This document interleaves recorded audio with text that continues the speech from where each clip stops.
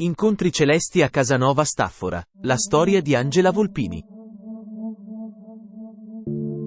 Angela Volpini, nata nel 1940 a Casanova Staffora da una famiglia contadina, è una mistica e scrittrice italiana.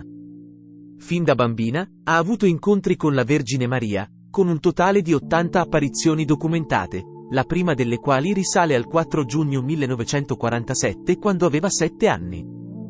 Angela è conosciuta sia in Italia che all'estero per queste esperienze mistiche, tuttavia, la Chiesa Cattolica non ha ancora emesso un giudizio ufficiale su tali apparizioni. La sua vita è stata interamente dedicata alla preghiera e alla meditazione, e ha fondato il centro di dialogo e incontro chiamato Nova Cana.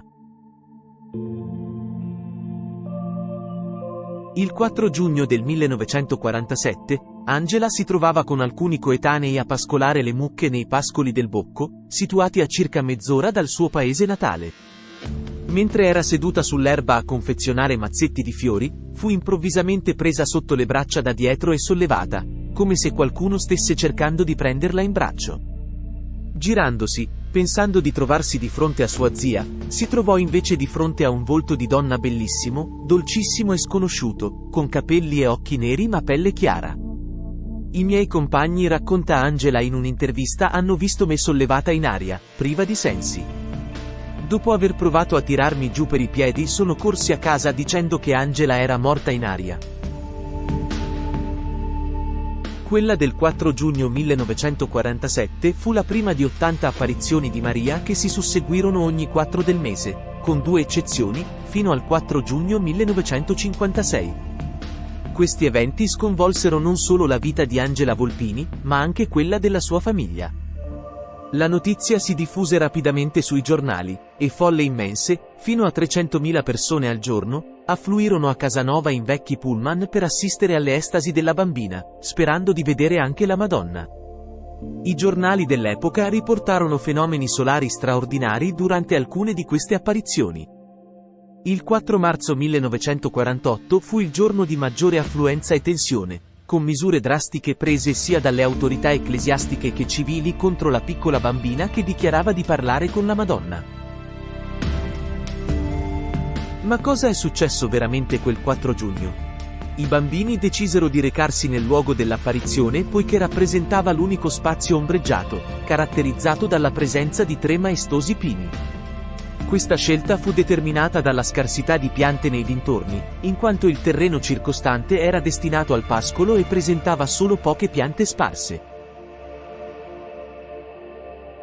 Nel tardo pomeriggio i bambini iniziarono un gioco che consisteva nel creare ghirlande di fiori, e chi realizzava la composizione migliore otteneva il diritto di organizzare le attività successive.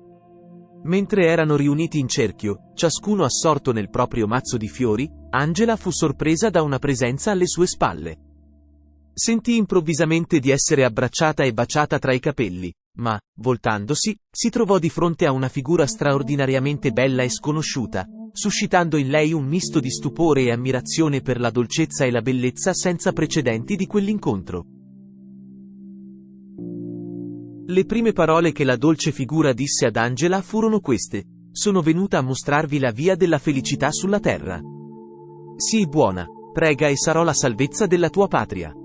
Angela ha capito subito che era la Madonna e quando successivamente è stata interrogata sull'accaduto, disse: "È stata un'esperienza totale che ha catturato la mia mente, il mio spirito, ma anche il mio corpo con tutti i suoi sensi. Ho potuto toccare la Madre di Gesù.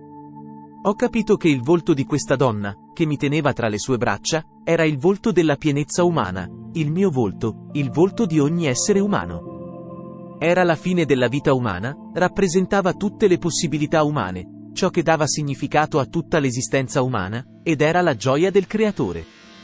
Posso dire, con grande approssimazione, che ho contemplato l'universale, attraverso gli occhi della Vergine ho visto tutta l'umanità. Ho visto gli uomini di oggi e quelli del passato. Insomma, tutta la storia dell'umanità." Dopo quella prima apparizione, ad Angela fu impedito con ogni mezzo di mostrare il luogo delle manifestazioni, e fu praticamente sequestrata per 40 giorni, durante i quali fu sottoposta a esami e interrogatori. La situazione raggiunse persino l'estremo con il cambio delle lancette degli orologi nel tentativo di ingannarla. Durante questo periodo, Angela fu sottoposta a una forma di lavaggio del cervello, nel tentativo di farle credere che ciò che aveva visto fossero solo allucinazioni. Una commissione composta da teologi e psichiatri fu istituita e, alla fine, emise un verdetto affermando che non vi erano prove né a favore della natura soprannaturale dell'evento né a favore dell'ipotesi di una frode, riconoscendo che la ragazza era sana di mente e agiva in buona fede. Riguardo ai messaggi da lei trasmessi in seguito alle apparizioni, l'autorità ecclesiastica non trovò nulla di contrario alla fede, sebbene riconoscesse che rappresentassero una visione del divino diversa da quella tradizionale. Il 4 ottobre 1947 successe un fatto incredibile.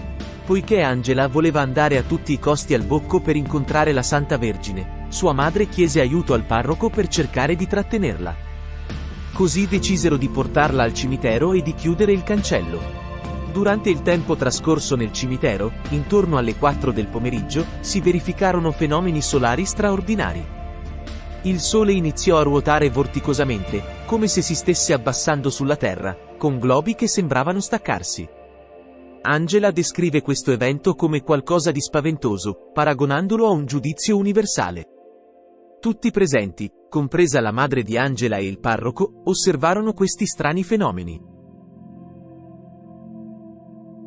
Le urla si diffusero in tutta la valle, non solo da coloro che erano al Bocco, ma anche dai paesi circostanti. La sensazione generale sembrava evocare un senso di terrore simile a un giudizio universale. Angela, seppur impaurita, fu trattenuta dalla madre mentre quest'ultima, anche lei terrorizzata, cercava di affrontare la situazione. Il parroco sembrava anch'esso sopraffatto dal panico, trasformando l'esperienza in un fenomeno tremendo. Il fenomeno del Sole è durato un periodo significativo, tanto che anche il padre di Angela, notando l'anomalia, interruppe il lavoro nei campi per fare ritorno a casa, impiegando circa mezz'ora. Nonostante l'intenzione di portare Angela al Bocco, la madre rimase irremovibile nella sua posizione, ribadendo che la bambina non si sarebbe spostata da lì. A questo punto, il padre, frustrato, la apostrofò duramente, utilizzando parole dure contro sua moglie e dichiarando che se lei voleva morire, poteva farlo, ma lui no. Successivamente, afferrò Angela e la portò via.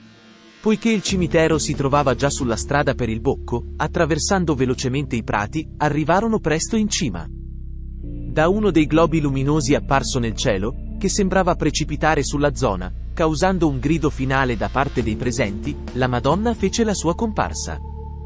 Il globo era molto luminoso, e la gente poté seguirne il percorso. Tuttavia, non riuscirono a vedere la Madonna in questa occasione. Questa volta, la Madonna comunicò ad Angela che era in ritardo e la esortò a essere fedele all'appuntamento che le aveva dato.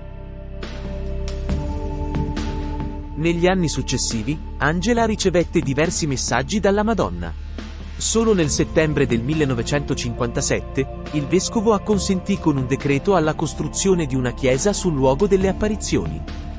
Questo fu possibile grazie alle offerte raccolte dai fedeli desiderosi di avere un luogo di culto dedicato alle apparizioni del Bocco. Vicino si trova anche una piccola edicola dove, secondo quanto riferito dalla veggente, i piedi di Maria si posarono.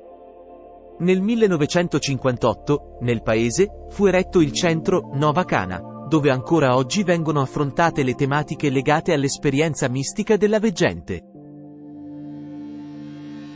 Quando è stato chiesto ad Angela il significato di quelle apparizioni, lei ha risposto che la Madonna mi si è presentata come umanità pienamente realizzata nella comunione con Dio. Il suo volto era il compimento delle nostre infinite possibilità, la gioia stessa di Dio.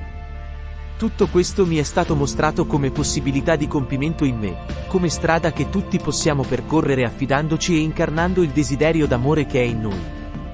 La felicità sulla terra è la piena realizzazione di quell'amore al quale dobbiamo affidarci con quello stesso, sì, che è stato di Maria.